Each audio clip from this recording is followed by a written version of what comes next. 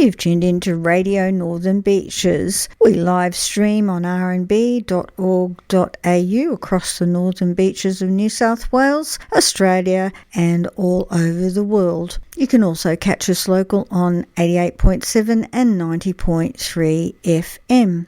Our podcasts are available at your convenience at rnb.org.au or rnbpodcast.com.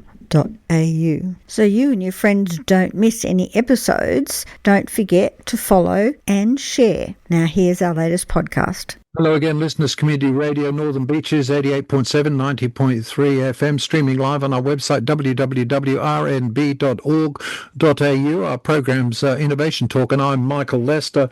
The government's just released the first National Climate Risk Assessment, which has long awaited and long advocated, we're going to talk about the reaction to this and what it means for government policies and positions. Our guest today to discuss this, we've spoken before, is Chris Barrie, Admiral Chris Barrie, AC, retired, the former head of the Australian Defence Forces, the ADF chief, and particularly in this current context for a number of years, a leader and representative of the Australian Security Leaders Climate Group, who've been advocating since 2022 for such a report to be issued, a National Climate Risk Assessment. And Chris has just come off attending in Canberra in the Parliament House a Senate committee meeting on these matters. Thanks very much for joining us, Chris, today on Radio Northern Beaches. It's great to be with you, Michael. Chris, for a long time, you and your colleagues in the Australian Security Leaders Climate Group, for at least 3 or 4 years now, have been calling for a national climate risk assessment on the grounds that, in your opinion, climate is and not China, is the greatest threat to Australia's future security. Why is it that this report has taken so long to be made public? Oh, I think that's a very interesting question because we conceived of the risk assessment back in September 2021. And after we'd put our heads together, we published a report, Missing in Action, which accused the coalition government at the time of not paying enough regard to climate issues. That was picked up by the Labor Party in opposition. We had a bit of a Zoom meeting with Albanese and his crew. And it became part of their election manifesto in the powering up proposition put forward for the 2022 election. So after that election, they committed to going ahead with it. And they broke the effort up into 2 parts, which I thought was a bit curious, but they had an external security review done by the Office of National Intelligence, and they decided to go down a national climate risk assessment. We called it a national climate risk security assessment. But anyway, so they divided it in 2. Now, we went to some of the early workshops, and almost throughout the bureaucracy, members of the public service said, we used to have experts in this area, but they don't exist anymore because under the previous government, that all left that kind of employment. And so one of the reasons I suspect it was much easier to do the O&I report was using those intelligence experts in the organisation, whereas this the risk assessment, the national climate risk assessment, had to be done by public servants, bureaucrats, if you like, across the board, but they had to also build the expertise. And when I looked at the report that came out yesterday, I'd have to say I was pretty impressed at how they had managed to put a comprehensive report together. Yes, it is not as complete as it ought to be, and there are some holes in it. But nonetheless, going from where they started in the post-2022 election period to now, that is quite an achievement. So I think that explains the difference in the timings. a quick result out of the ONI report that we don't know about, and 3 years to deliver the National Climate Risk Assessment. So we haven't actually, and probably won't ever see the ONI, Office of National Intelligence Security type assessment? Well, I think it will be classified because clearly it's talking about what other countries might get up to or not get up to.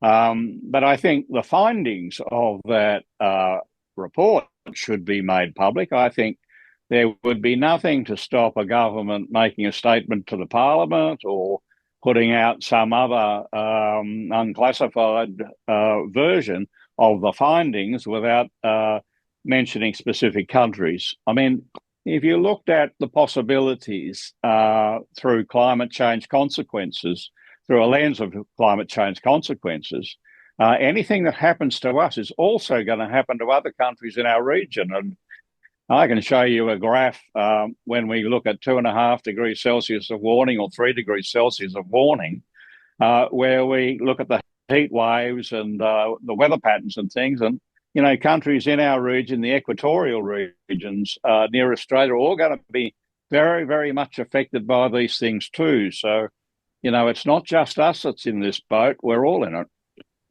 I think the press reactions immediately to the release of this first National Climate Risk Assessment have been using words like apocalyptic, catastrophic, terrifying, horrifying. The minister even releasing it said that we're already living with the consequences of lack of action on climate change. We're facing huge damage costs already, and he regards this as a wake-up call. Incidentally, this is in front of the government having to announce the 2035 targets pretty shortly. How do you read the report itself in terms of, from a national security point of view, which is the perspective you and your colleagues speak from? How do you read the evidence that it's presenting? Well, I think I mean, I see the complementarity of the ONI report and this report as becoming a total security look. I mean, I really worry about people who talk about national security as only meaning anything that happens outside our borders. And we overlook completely domestic security issues. I mean, you know, we've all read about what's been going on in Victoria in the post-COVID period and the great rise in crime and all sorts of unwelcome behaviours there. And, you know, they are security issues just as much as any attack on Australia might be a national security issue. And I think we need to put in our heads that there are two existential threats to human beings on this planet. One of them is nuclear war, and we have no agency over how that might occur or when or how long it will take to kill us all. The second one is if we don't do anything about it, the existential threat flowing from climate change consequences. And you may recall that Professor Will Steffen wrote a paper, I think now almost nearly 10 years ago, called Hothouse Earth. That was where we reached a tipping point when there was nothing we could do to stop increasing global temperatures.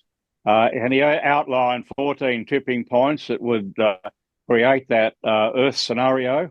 And on some of those tipping points, we've already crossed the threshold. Now, this National Climate Assessment Risk Report that we're doing, it describes in very the press has reacted to the sort of consequences of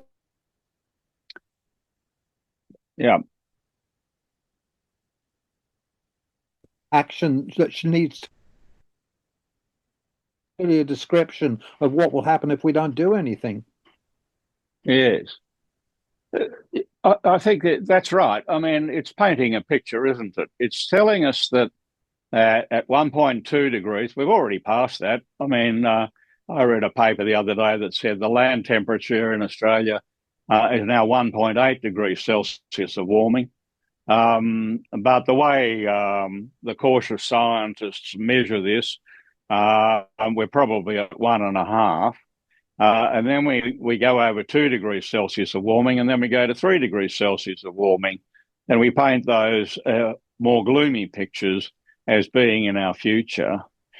But I also know that Minister Bowen was very keen to accompany the release of the National Climate Risk Assessment with a National Adaptation Plan.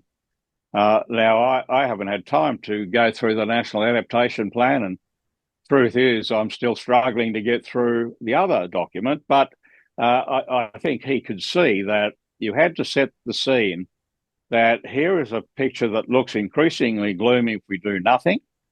Here are the things we can do about it on national adaptation, and that's where we have great agency, because we Australians can gird up our loins and roll up our sleeves and get on and do something about that. But it is going to be a preface to the government's NDCs that have to go forward by the end of this month to the UN. And I suspect, and we certainly called for this today, these ought to be very demanding and hard to achieve, because if we don't go down that kind of road, the chances of staying between 1.5 and 2 degrees Celsius warming are very, very low. Well, as you say, the National Adaptation Plan, which has been issued by the government, I believe, is very much a plan, as I understand it, of coping with the consequences of the fact that we're being tardy in doing things. It's not actually directed primarily, of course, at mitigating and reducing emissions and all the rest of it, which is the big question. But it does talk for comprehensive risk plans, doesn't it? And mandated regular climate risk assessments. Yes, and I think we support that. I mean, we put it on the table at the Senate inquiry today that there should be regular updates of the risk assessment. If you ask me, I'd say at least every 2 years. I don't want the accelerator to be lifted on doing this kind of work.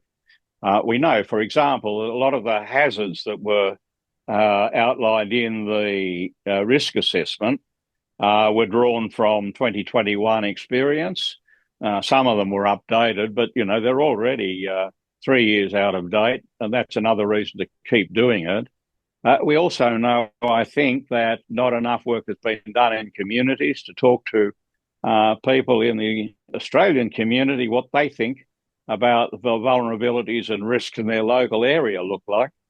I mean, some of that work's rather obvious. You could think of the Northern Rivers in New South Wales, for example, or the South Coast from bushfires.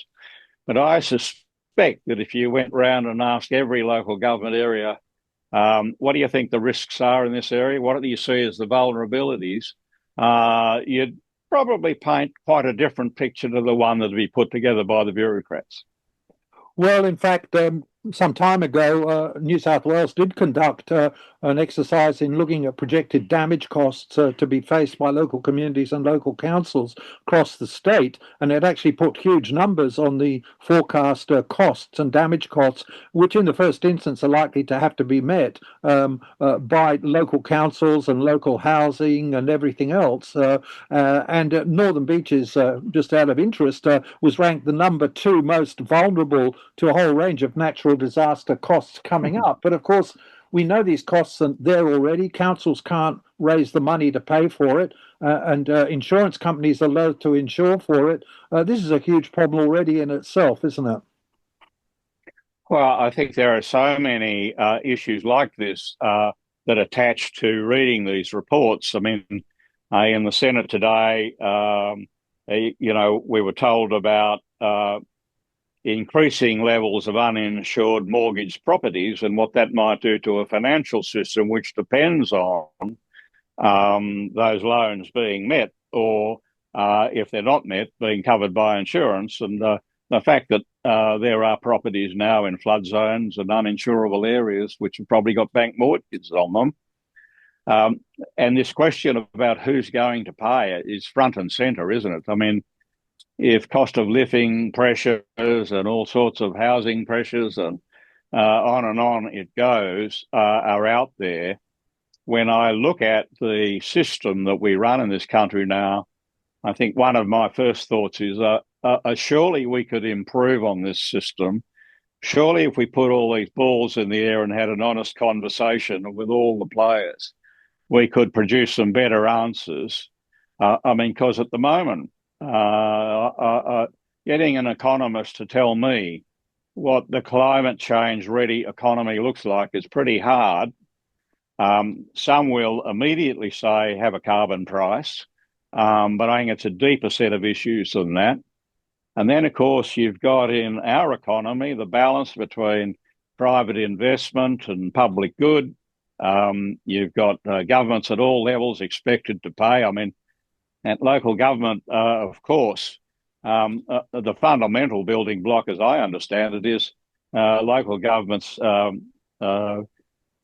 raise rates to deal with their current operating costs. They don't actually have a lot of money to spend on future developments and things like that. I mean, if you look up in the Central Coast right now, there's a big argument going on about who's going to build the seawalls.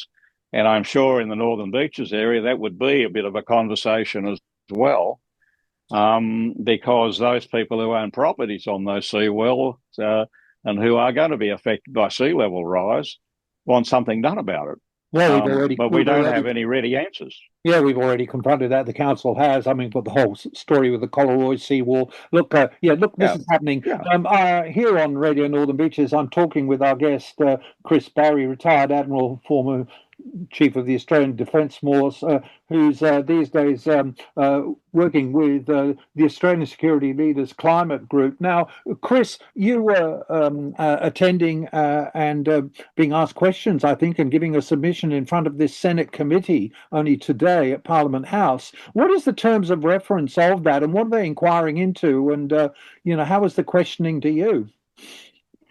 Well, it was an interesting experience, Michael, because I think the foundation for the inquiry was the fact that the National Climate Risk Assessment was not out and it was unduly delayed, and it was probably the fault of the public servants and the government.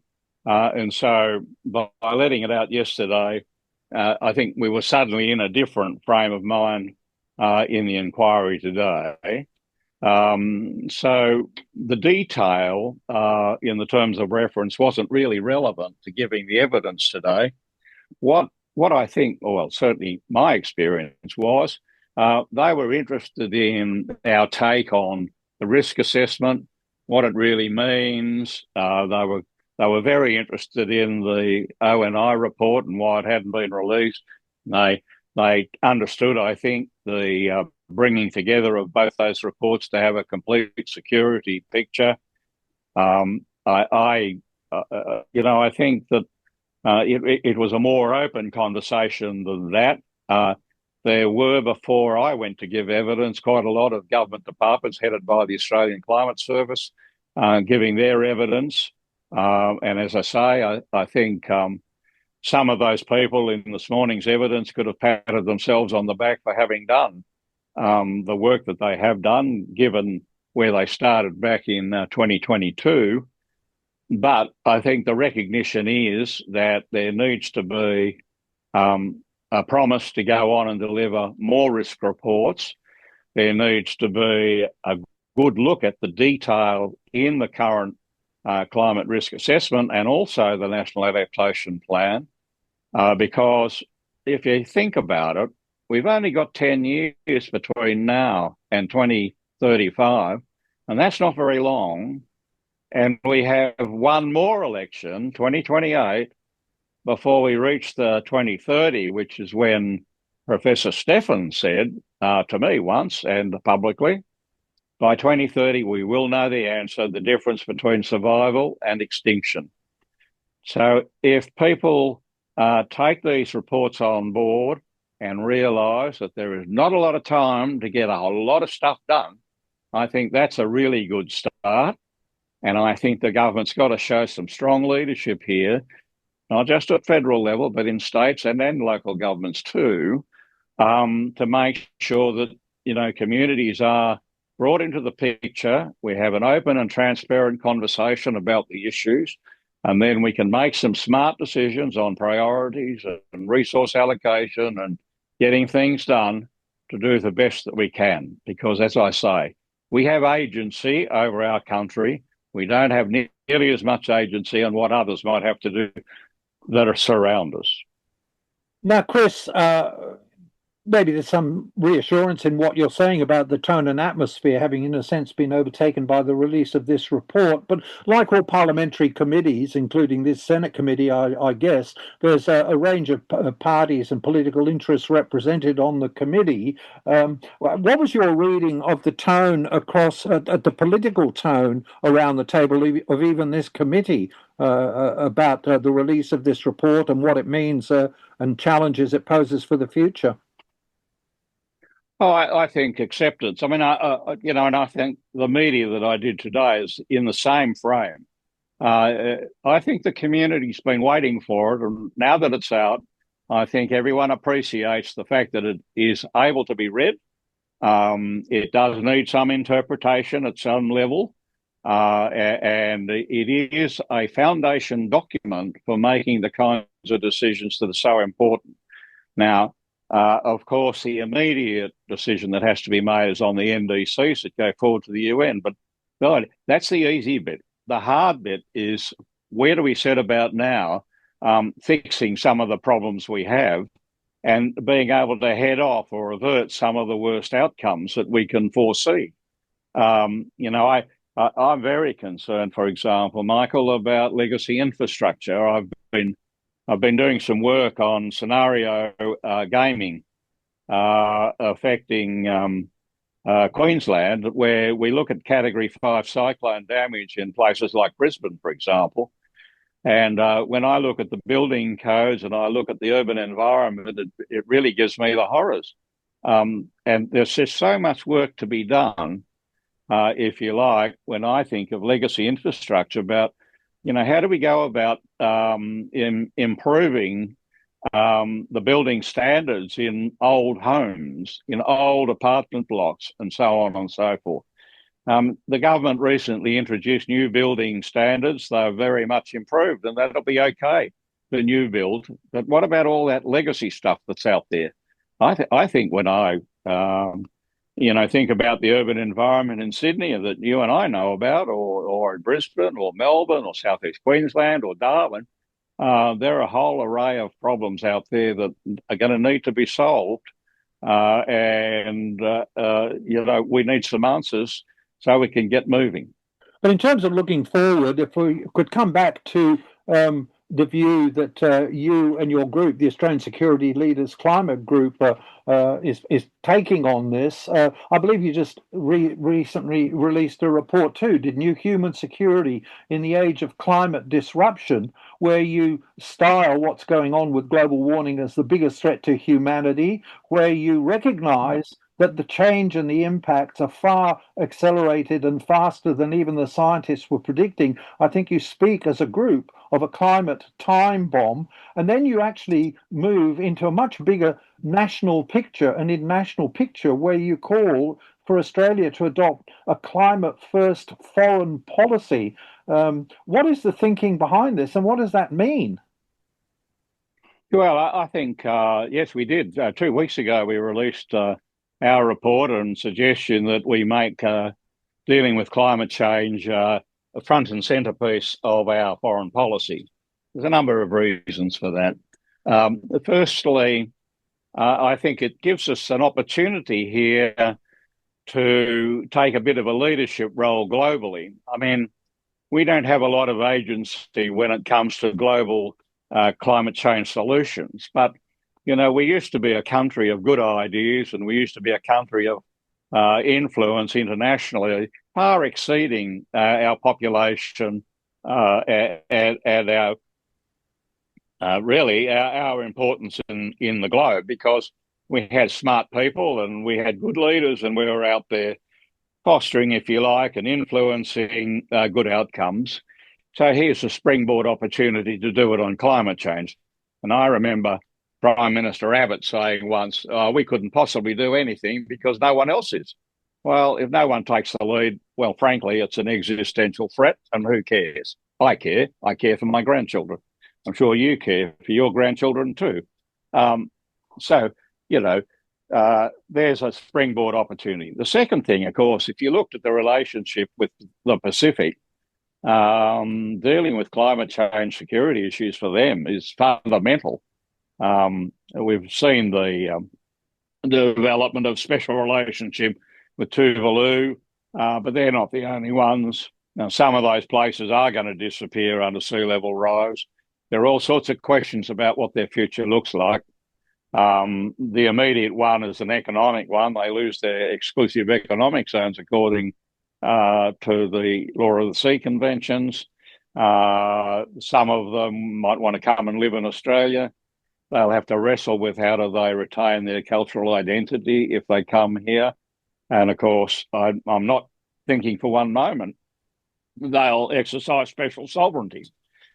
So all those sort of issues are out there in the Pacific, and there's no doubt people in the Pacific that I talk to look to Australia for a lead in these things. We are the big smoke.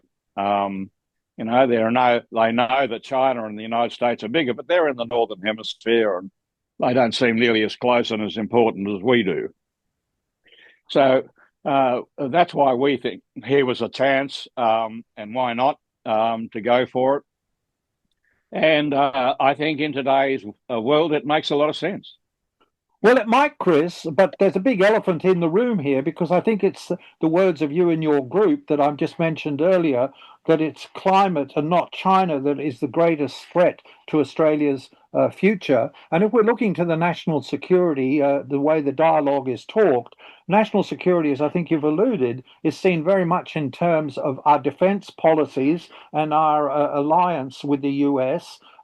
Into which, I think, again, your words, but I could be mistaken, all our eggs are in the AUKUS basket. And this close alignment with the US on its erratic security stance. Now, in other words, you seem to be saying that, if I read your documents correctly, the climate ought to be the number one national security and foreign policy issue. Yet the elephant in the room is surely the position of the US and its position and its relationship with us.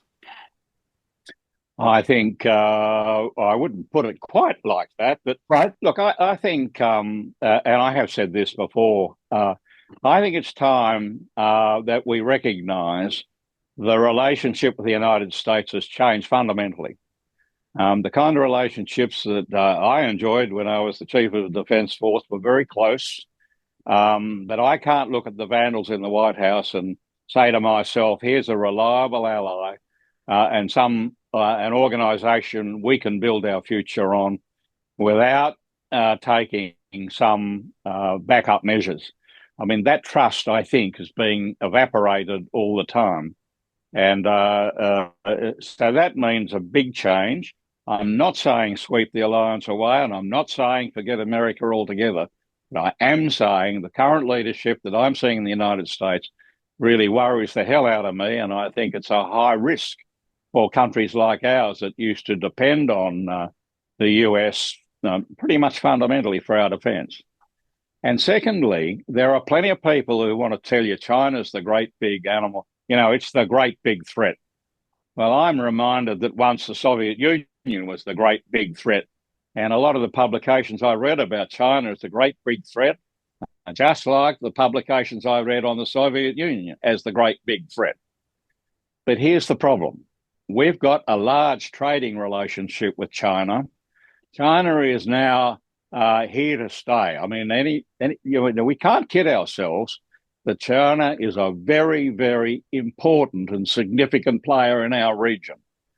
And we have to navigate, I think, a future that looks on the alliance one hand being less reliable than it was, and a future with China that's got to be managed. And I worry a lot about people who think that we're going to go and rip an arm and a leg off China when it suits us, rather than saying, why don't we have a look again at where we want to steer this country? Why don't we put the balls in the air? Why don't we look at our defence strategy and whether our defence force meets our real needs as opposed to our imaginary needs? Why don't we take seriously the security threats to all Australians across the board? And why don't we try to live a much better set of relationships in this region? It's this region that we live in. Over 6 billion people are going to live in this region come 2050. And by golly, we better get on with them, or else it's really looking even more horrible. Now, Chris, as we wind up here on Innovation Talk Radio Northern Beaches, I'm talking with Chris Barrie, um, uh, who's very much involved with the Australian Security Leaders Climate Group. And we're talking about the recently released National Climate Risk Assessment and its implications. I think this report seems to have brought forth some cause and recognitions that if we're going to counter this stuff, we've got to have fundamental shifts in the way we do a lot of things, including, and I think, national planning and institutions between federal and state, how we handle energy and our energy transition, and also fundamental shifts in our budget priorities. Now, in the budget priority context, I think the contrast is very much, isn't it, with how for our national security we're prepared and are spending hundreds of billions of dollars, not least on the AUKUS exercise. But we need to find money, don't we, to make the transition and to make the adjustments here to face climate risk. Yeah, look, I think you're right to point to all of these things. I mean, we say that the assessments outlined a level of threat to our security demands a fundamental shift in national planning, energy, and budget priorities. Everything that we've been doing and that we're used to doing might need to change. But we also go on to say, and this is really true of the globe as much as it is Australia, we are all in this boat. I mean, it's not just an issue for the federal government.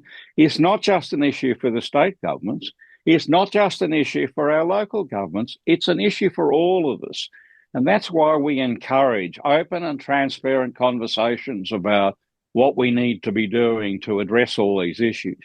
I don't think we can live in the sheltered workshop of simply thinking that somehow or another somebody else is going to fix the problem. We've got to fix it. And that's why I carried on a lot about the agency we've got as Australians. The Australians I've seen at work are resourceful, they're smart. If you come clean with them, they will roll up their sleeves and get things done. That's the kind of Australia that I used to represent and support overseas, and it was well understood that we were like that. And so I just think there's a lot to be done. A lot of it's got to do with leadership at all levels in our society. But it's also got to be understood that we are all in the boat, and all of us in our own behaviours contribute to the problem or to the solution, depending on the balance. And we just need to just think again about our future and what it means for the future generations that are going to live.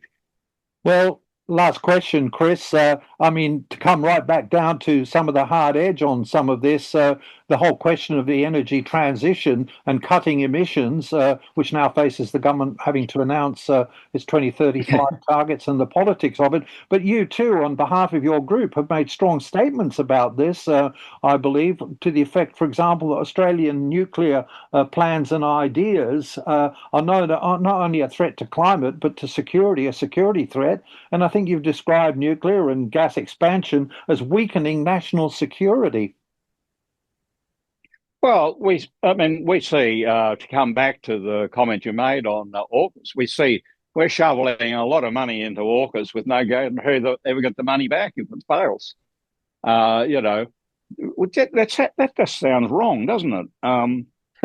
So I think, and I've got to be candid here and say I'm conflicted in the sense that between 2004 and 2010, former Secretary of Defence Paul Barrett and I were chasing a nuclear-powered submarine solution for Australia.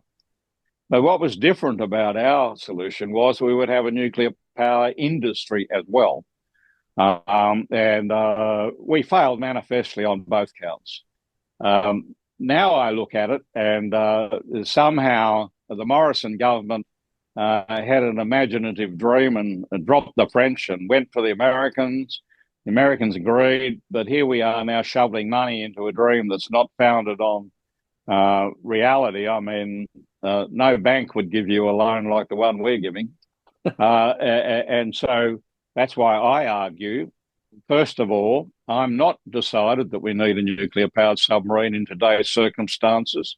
I am not sure that we couldn't better build a defence force to meet our defence needs as opposed to providing a supplement to a security that the United States may ask for one day, maybe. Well, look, thank you very much. Chris Barrie, retired Admiral, former Australian Defence Force Chief, currently speaking on behalf and very active with the Australian Security Leaders Climate Group for joining us today to talk about your perspective on these issues, about the challenges facing us with the we're put starkly on the line with the released only the other day of the first National Climate Risk Assessment by the government. Thanks very much, Chris. Okay, Michael, thank you. Australia, the lucky country. We've got meat pies. We've got the world's best beer. But most importantly, top of the list, we've got Radio Northern Beaches 88.7, 90.3. Now hitting the entire world on www.rmb.org.au.